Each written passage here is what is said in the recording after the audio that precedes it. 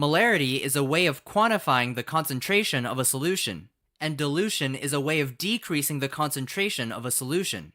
Both molarity and dilution are essential concepts for correctly performing chemical experiments in a laboratory. Let's say that we have 2 glasses of water. In one glass, we put a small amount of sodium chloride, which is table salt. We can assume that all of this sodium chloride dissolves into the water to form an aqueous solution. In our other glass, we put a much larger amount of sodium chloride, which we will also assume completely dissolves in the water. Because the first glass has less sodium chloride in the solution, we would say that this glass contains a more dilute solution of sodium chloride.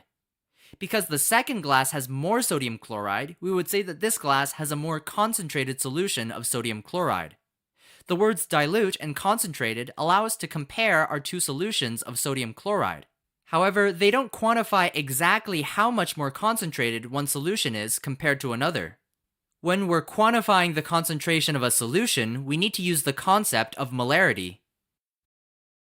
The definition of molarity is moles of solute divided by the total volume of the solution in liters. Let's use the definition of molarity to make a solution of sodium hydroxide. Suppose we want to make 500 milliliters of a 1.00 molar solution of sodium hydroxide. So we know that the definition of molarity is moles Atomic of mass solute units divided and by liters moles of are units of solution. measurement in chemistry, We plug which allow us to 1.00 molar into our equation for the molarity. We also plug in our desired quantity of the final solution, which is 500 milliliters. But because the definition of molarity is moles per liter, we need to convert 500 milliliters to 0.500 liters. So the equation for molarity is that X divided by 0.500 liters equals 1.00 molar, where X is the number of moles of sodium hydroxide we want in our solution.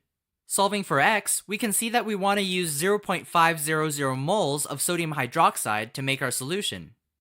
But how many grams of sodium hydroxide does this correspond to? We now need to convert moles to grams. To do this with any substance, we always need to use the molar mass. The molar mass of sodium hydroxide is 40.0 grams per mole. Since we need 0.500 moles of sodium hydroxide to make our solution, we can multiply 0.500 moles times 40.0 grams per mole. The moles cancel out and we end up with 20.0 grams of sodium hydroxide.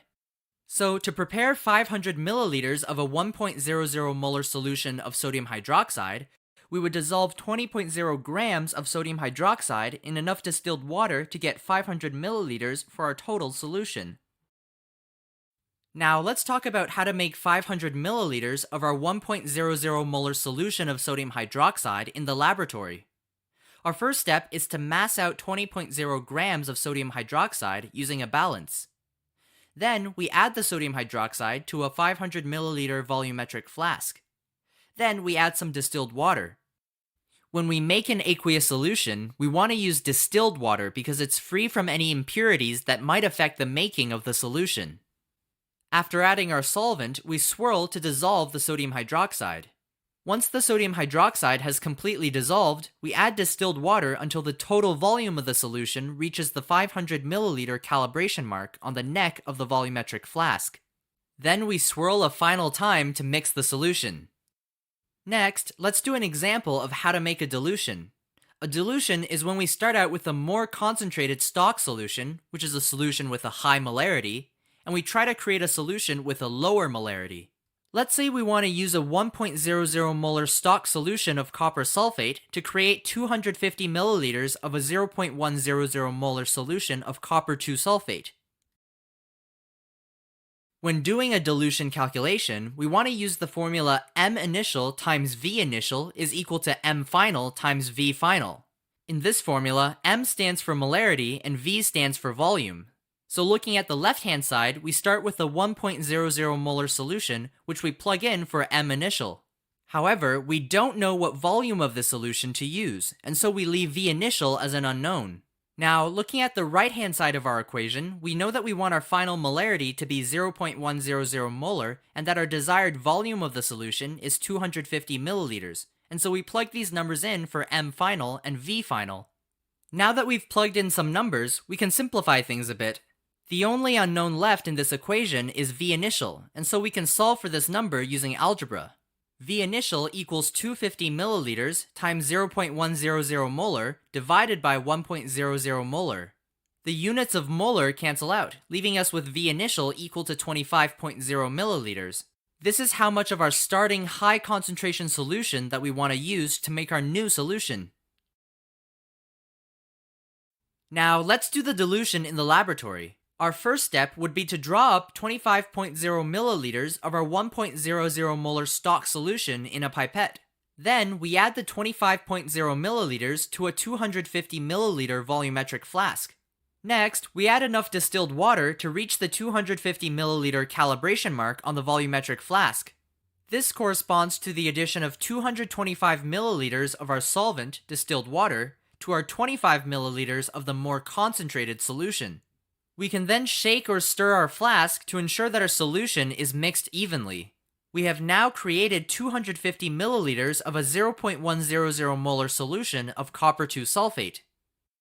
Copper 2 sulfate solutions are unique because they have a rich blue color. Comparing our starting solution and our final dilute solution, we notice that the initial solution appears dark blue, while our final solution is light blue.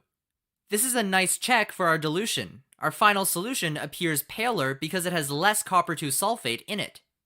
Now let's do another dilution problem. This time, let's assume that we start with a concentrated solution of 12.0 molar hydrochloric acid. We want to use this concentrated acid to prepare 200 milliliters of a 3.00 molar solution of HCl. Once again, we use our equation M initial times V initial is equal to M final times V final. We plug in 12.0 molar for M initial, and we plug in 3.00 molar for M final and 200 milliliters for V final. Now we solve for our unknown variable V initial, which is equal to 200 milliliters times 3.00 molar divided by 12.0 molar equals 50.0 milliliters. So 50.0 milliliters is the amount of concentrated hydrochloric acid we need to perform our dilution. For this problem, let's consider in detail exactly how we would do our dilution in the laboratory. Let's start with a 200 milliliter volumetric flask. We know that we're eventually going to add in 50.0 milliliters of HCl for a total volume of 200 milliliters, so we start by adding in about 148 milliliters of distilled water to the volumetric flask. Next, we can measure out 50.0 milliliters of concentrated hydrochloric acid in a graduated cylinder and add the acid to the volumetric flask. We should just be under the calibration mark on the volumetric flask. The next step is to use a pipette to add in just enough distilled water for the bottom of the meniscus to just touch the calibration mark. Finally, we can stir the solution to ensure even mixing. We now have 200 milliliters of a 3.00 molar solution of HCl. You may have noticed that we added the acid to the water instead of putting the acid in first and then diluting with water. The reason why you always add concentrated acid to water is because mixing a concentrated acid and water generates a lot of heat. Water is able to absorb the heat and prevents the solution from getting dangerously hot. So by adding the water first and then adding the acid, we're able to prepare our solution more safely. Adding the small amount of distilled water at the end to reach the final volume is safe because the acidic solution is now much more dilute and we're only adding a small amount of water. Alright, as a quick recap. Molarity is a measure of how concentrated a solution is. The definition of molarity is moles of solute divided by liters of solution. If we want to make an aqueous solution of a specific molarity, we can add the exact amount of solute necessary to a volumetric flask and then add enough distilled water to reach the calibration mark on the flask. Sometimes we can make an aqueous solution by diluting a more concentrated solution with distilled water. However, if we start with a concentrated acid, we always add acid to water instead of adding water to acid.